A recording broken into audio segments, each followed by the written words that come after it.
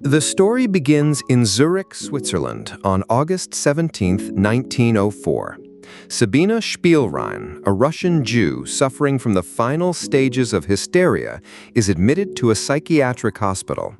Before long, she meets Carl Gustav Jung, a young and talented psychiatrist influenced by the work of Sigmund Freud. Admiring Freud's groundbreaking approach, Jung decides to apply one of his methods, treating the patient through long, open, and honest conversations.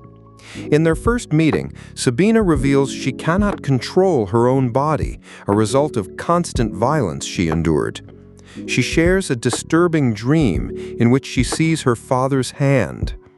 Jung later tells his wife his first impressions of the new patient, but she is more concerned with their attempts to conceive another child, hoping this time for a boy. At their second meeting, Sabina speaks about her dreams and unusual coincidences she notices in real life. While Jung has a mystical inclination, he doesn't believe in coincidences and reacts with skepticism. When Sabina suddenly lets her cloak slip to the floor, Jung bends to help her pick it up, but this small gesture frightens her. A few days later, Jung leaves for a business trip. In his absence, Sabina grows restless and desperate for attention. She begins to act out, playing with her food and smearing herself with mud to provoke the hospital staff and the facility's director. Eventually, she is forced to take a bath, which calms her. When Jung returns, he visits her and offers to work with her more closely. During one session, his wife assists with a psychological association test, where Sabina answers word prompts. To Jung's surprise, Sabina demonstrates remarkable insight and a keen interest in psychiatry. She even deduces Emma's identity as Jung's wife. Weeks later, Emma gives birth to a daughter and apologizes to her husband for failing to give him a son. She is wealthy and ensures Jung has every material comfort, yet she feels she has failed him. In further sessions, Sabina shares more about her vivid dreams and the strange, mystical figures in them. She confesses that from a young age, physical punishment has triggered complex desires in her, even bringing her pleasure. And she admits she would sometimes provoke punishment just to experience it again. 2 years later, Jung travels to Austria to meet Freud in person. The young psychotherapist discusses the fascinating case of Sabina and receives valuable advice from the renowned doctor. Freud tends to interpret every clinical case through a sexual lens, an approach Jung doesn't always agree with, believing that human behavior is driven not only by desire, but also by fear, anger, and other emotions. That evening, Jung shares some of his personal dreams and secrets with Freud, but Freud offers purely logical explanations, insisting his interpretation is the only correct one.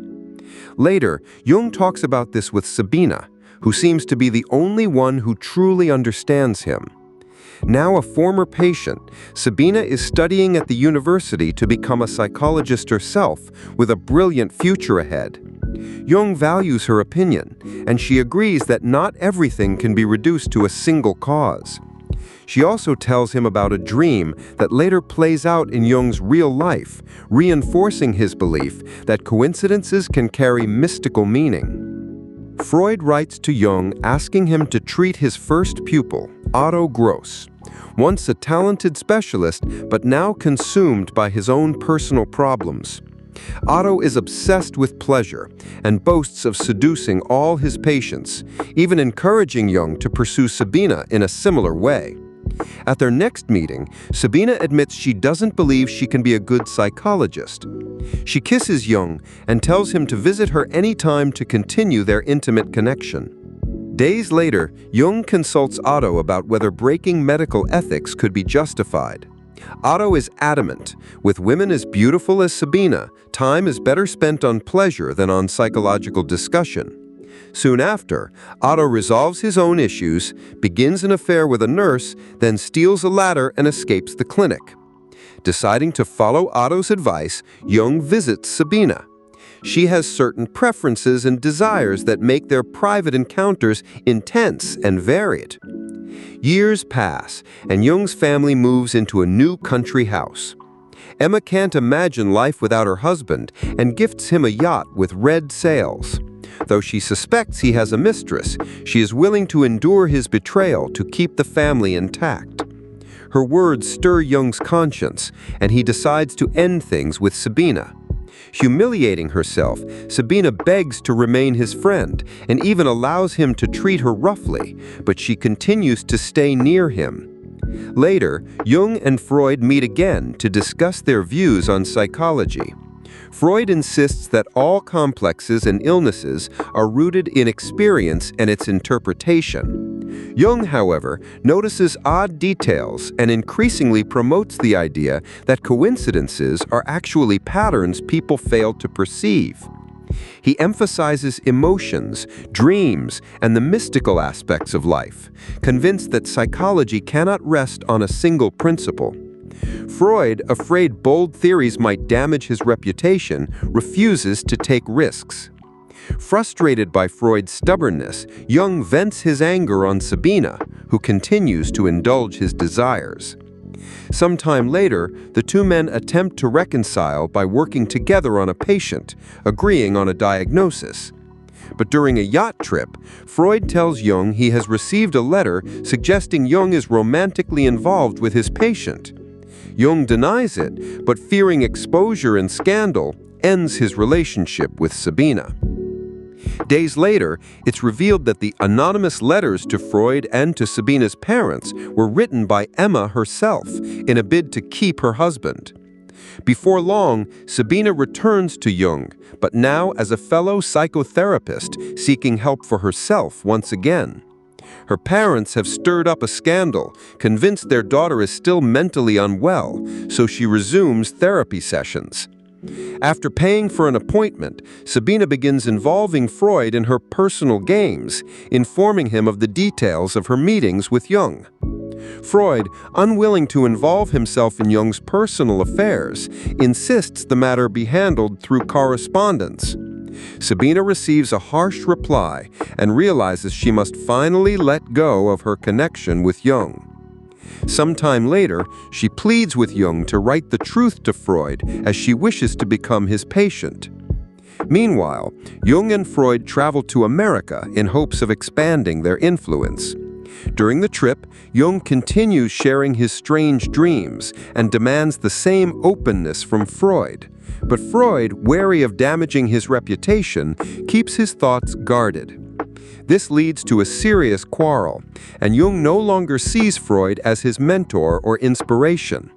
Their approaches to psychology have grown too far apart.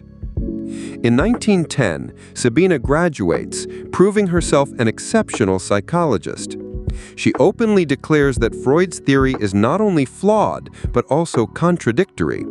She believes relationships can lead to not only self-destruction and self-protection, but also to the creation of something greater than the individual self. A view Jung intrigues deeply. Soon she leaves her husband and returns to Austria. In 1912, she meets with Freud and dismantles much of his philosophy. Shortly after, Jung also confronts Freud with criticisms, striking at his ego so severely that Freud collapses and nearly loses consciousness. Their correspondence grows increasingly hostile as their worldviews and psychological principles diverge beyond repair. A year later, the pregnant Sabina visits Jung's home and meets his wife. Jung is glad she has a family, but saddened that her child will not be his, as she was the only woman he truly loved. During their conversation, Jung recounts a disturbing dream in which a bloody avalanche sweeps across all of Europe. Sabina can't grasp its meaning, but senses its mystical undertones. Soon after, she departs for Russia. In 1914, World War I begins. Otto Gross dies of starvation in Berlin. In 1938, Freud is forced to flee Vienna due to the Nazi regime, later dying of cancer in London in 1939. In 1941, Sabina returns to her homeland, where she is executed by the Nazis for being Jewish. Jung eventually rises to become the world's leading psychologist, living until 1961.